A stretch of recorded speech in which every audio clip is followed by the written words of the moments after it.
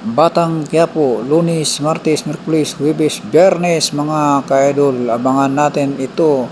Kaya bago ang lahat ay pakalimbang ang kampana at pa-share at pa-subscribe at pa-like ng video kong ito mga ka-idol. Abangan natin ang mga bakbakan ng Batang Quiapo.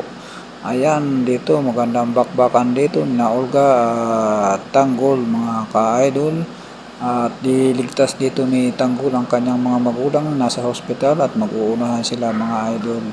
Kaya huwag natin palalagpasin ang Batang Quiapo. Panoorin natin to mga ka-idol. Ayan, abangan natin. Paganda ng paganda ang Batang Quiapo mga idol. Ayan, nasa hospital na sila. Ayan, naghahabulan na, nagbabakbakan na sa hospital at dinukot ang magulang ni Tanggol. Ayan na. Dito ay mahuhulog si Tanggol sa building na mataas, ngunit sila ay nakakapit mga idol at malalaman niya dito kung sino ang totoo niyang tatay mga idol dahil aminin ni Olga mga idol.